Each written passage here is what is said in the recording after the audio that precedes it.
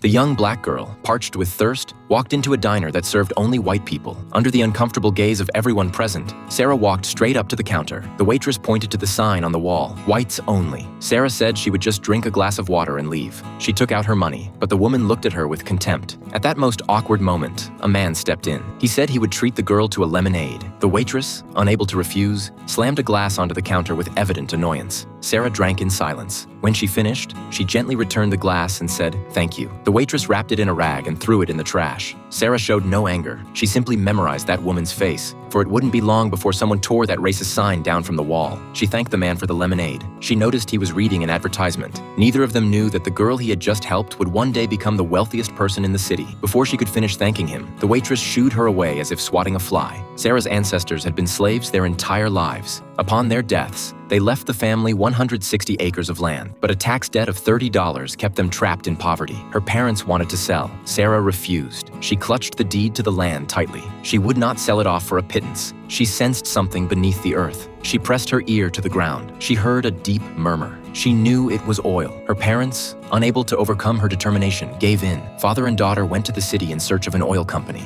At the first company, they weren't even allowed inside. The white men looked at them as if they were livestock and unceremoniously threw them out. At the second, they shoved the father straight out onto the street. The third was called Hippo Oil. He finally managed to get into the office. The owner assumed he was the new cleaner and handed him a wastebasket. The father set down the basket, removed his hat, and, with absolute humility, proposed the most ambitious business deal of his life. "My daughter owns 161 acres, he said. "There is oil underneath." Sarah stood in the doorway. Her gaze was steady. She stated with confidence that there was crude oil beneath her land. She asked them to come and drill. The businessman had seen many dreamers, but never anyone so convinced. They spread out the map. Sarah's finger pointed to a spot. The man froze. 5 miles away, a high-yield well had just come in. The terrain was identical. He arranged for an inspection. The results were promising. Then he tried to drive down the price. He argued that drilling cost thousands of dollars. Sarah cut him off. "First, you must lease the land. Then you can drill." The man smiled, taken aback. He offered 25 cents per acre. Sarah asked for $1 per acre, 6 months rent up front, and separate royalties on the production. The businessman looked at her with admiration. She even understood the concept of royalties. The father, beaming with pride, said, "My daughter is very good with numbers." After a moment of silence, the man agreed. They settled on a 12.5% royalty rate. They signed the contract. While most 11-year-olds were asking for pocket money, Sarah was shouldering her family's destiny. She wasn't just seeking oil, she was seeking dignity, so that her parents would never again be thrown out the door. 3 months later, the drill roared day and night. They had reached a depth of 1,000 feet. Then, without warning, the businessman announced that there was nothing there, and he left with all the workers. He left the equipment behind. He said it was too expensive to remove. He gave it to Sarah. She stood beneath the silent derrick. For the first time, she wavered. That very day, an unfamiliar car broke down in front of her house. A white man appeared to have arrived with a clear intent. He wanted to buy the land. He offered a great deal of money,